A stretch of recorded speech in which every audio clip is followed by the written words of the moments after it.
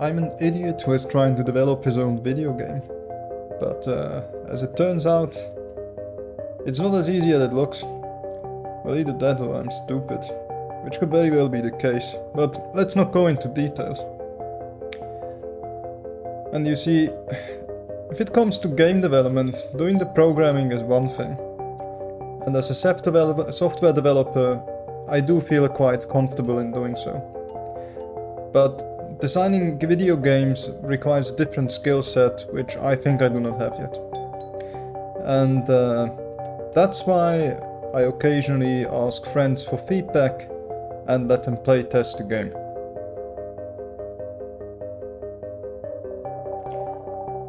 All the feedback I get I track in this high-tech feedback tracking tool.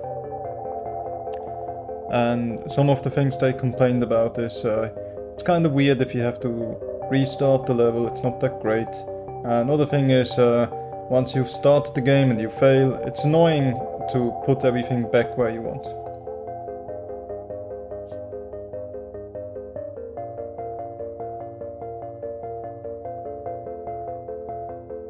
I now turn the start button into a refresh button. So it works kind of like this. Before, if you were not happy with your changes, you had to press escape and then go into the menu and restart the level, which is a little bit frustrating because now you have to start all over again.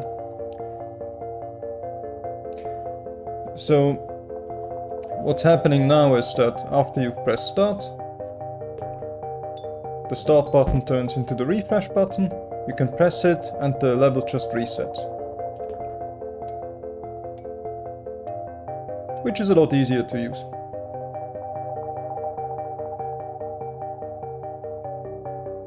Another feature that was requested is to reset the level back to how it was initially when you press the start button.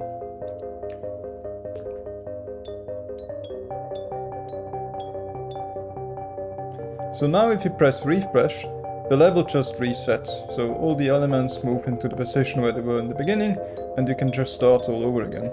It's a lot more comfortable to use.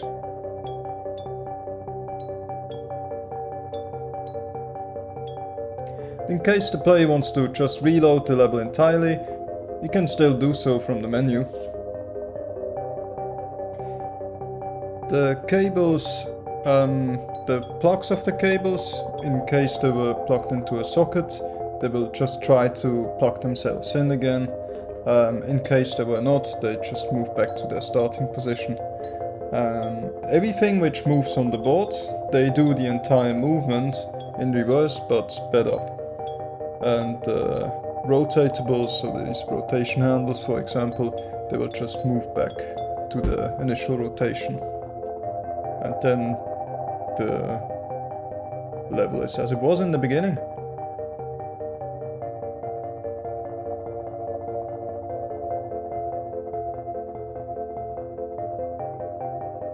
As it turns out, doing the pathfinding in reverse is a lot more harder than I thought.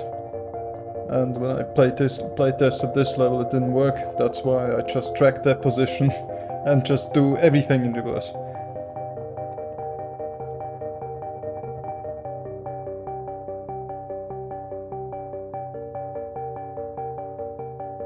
Another feature which I implemented is I started to work on a level editor.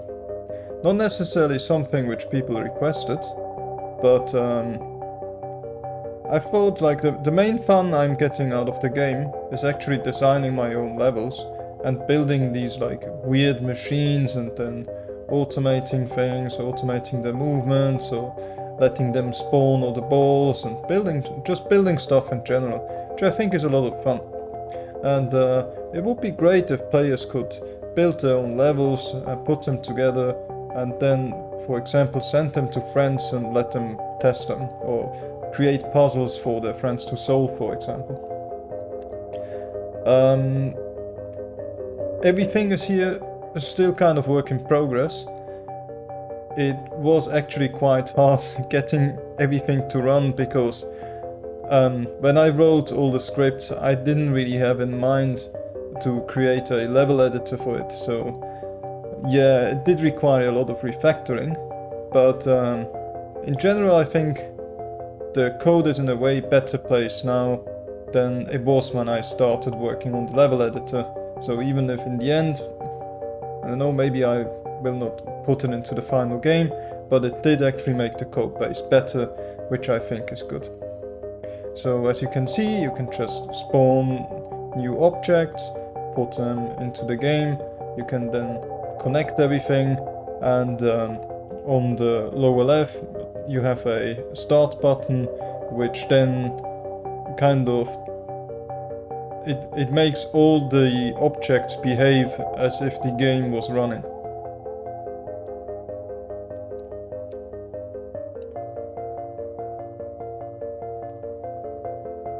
So here we go. Once we are happy, we can then press the start button and play around with it.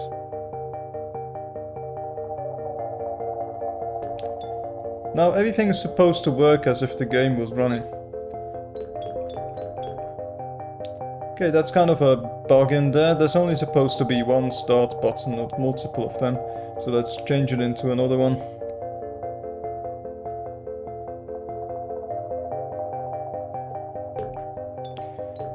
Yeah, that game object on the bottom is supposed to move, which it doesn't. Still a bug. Need to fix it. Not so sure why it happens. Probably maybe some problem with the pathfinding.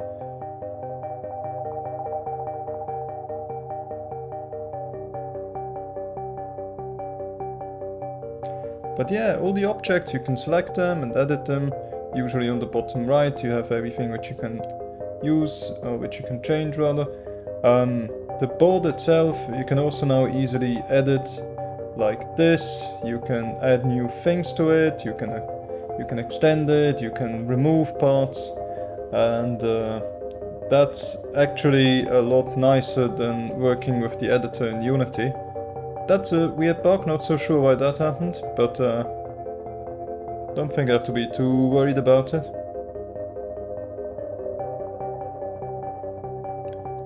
Yeah, there's still a lot of room for improvement, but I mean, you can build like a basic level. So far, well, kinda does work.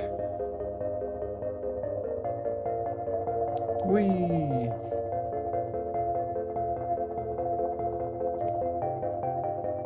Yeah, I think that's pretty much it. That's all the changes for now.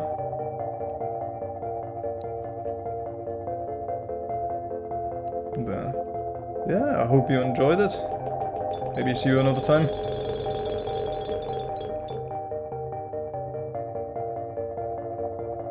Bye.